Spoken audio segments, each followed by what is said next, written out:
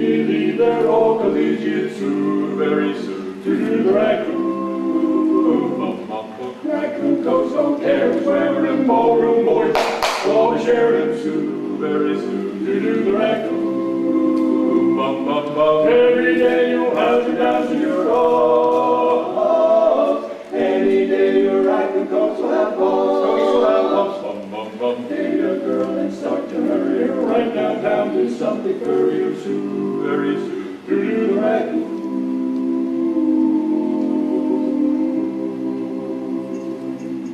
Oh, they wear them down at Princeton, and they share them up at Yale. Oh, they eat in them at Harvard, and they sleep in them in jail.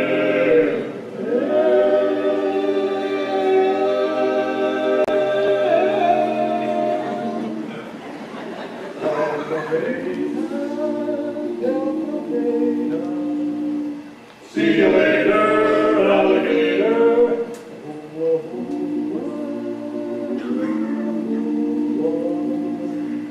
Go to school to learn the raccoon.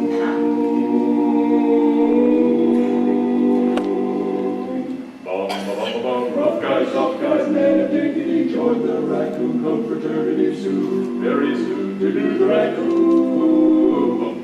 Raccoon coats with Mo and Mikey and make the whole world look alike and soon, very soon, to do the raccoon. Every day in popularity goes, what a dance and keep you up on your toes, up on your toes. $15 and then the coat is yours. Feel like all those college sophomores soon, very soon, to do the raccoon.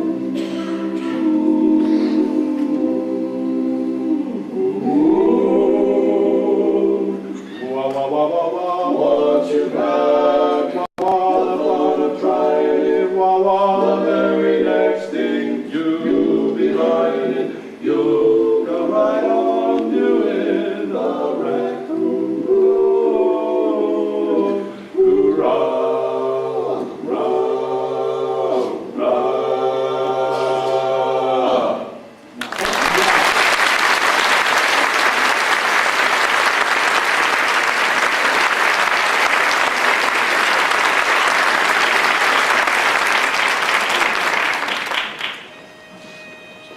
I know the program says the names of the fellows in the chat, but I'd like to take just a moment to introduce each one of the two. On my left is our baritone, Ray Gabler. He was formerly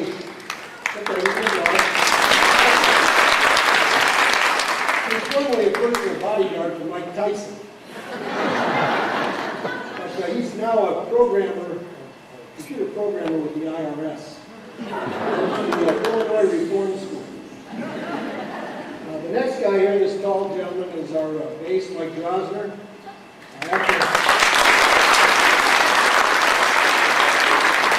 After high school, he decided he was going to go on to college, and he thought maybe he'd study medicine. And after many lengthy years of study, he became a doctor.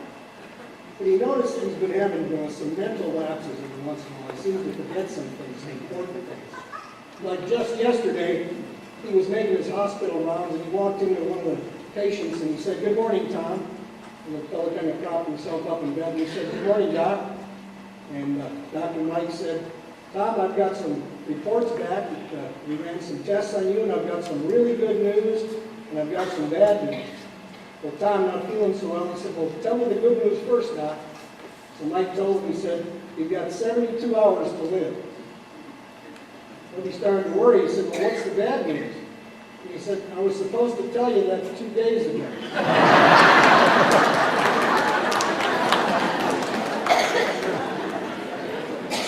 This gentleman right here is our senior member of our group. He's a retired British astronaut.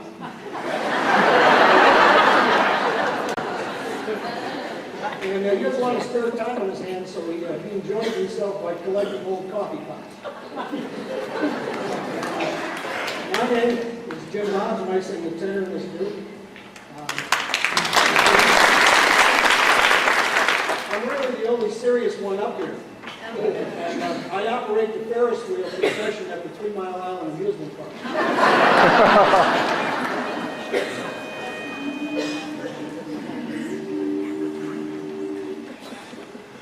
Precious prize goes your eyes, and come along with me to paradise.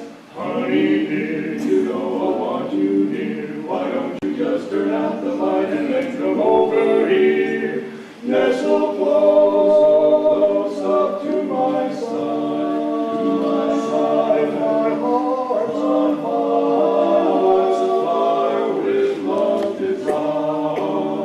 with love's desire.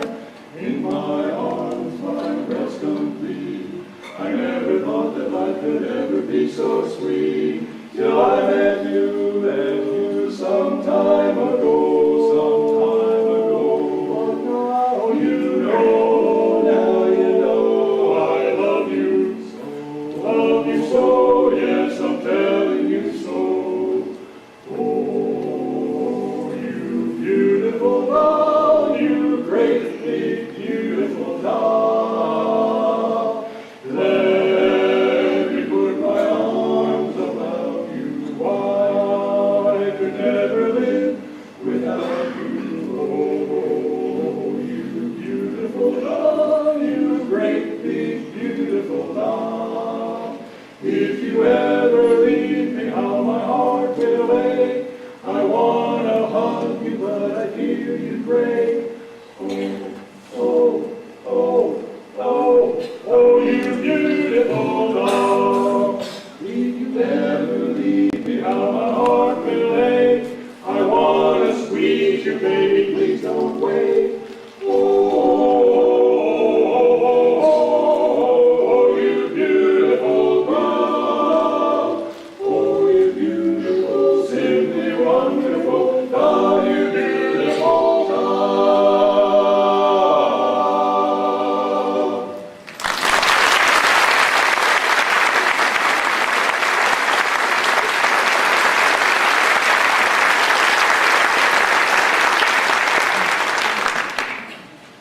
Mike did tell me about another one of his patients. It was a lady named Mildred. And she was having some real medical problems. She got rushed into the hospital. And when the staff received her there, they said, well, it doesn't look like she's going to last very much longer. It's almost like as though she's ready to breathe her last. So they put her into her room. And while she was in bed, she saw this religious vision. And God appeared to her. And he said, Mildred, don't worry, it's not your time, lady. You've got about another 20 years on the face of the earth. And then just like that, the vision vanished. So she began to think while she's laying in bed, I've got 20 more years here. I'm going to stop feeling sorry for myself. I'm going to make some changes and go out and enjoy myself. So while she's in the hospital, she got some liposuction, she got a breast implant, she had some eyelid surgery, some Botox to remove the wrinkles from around her eyes. And she started to look pretty decent.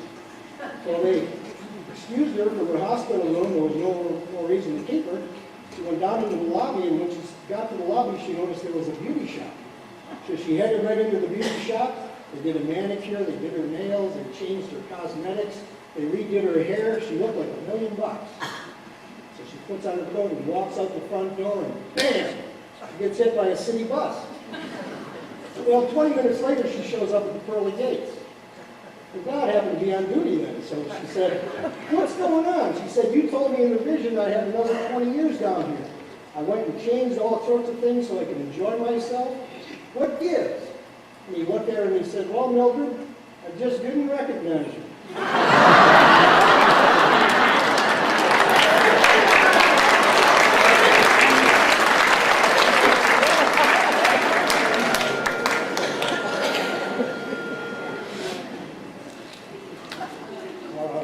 Walking alone, minding my business, when out of an orange-colored sky flashed, bang, elegant and wonderful, you came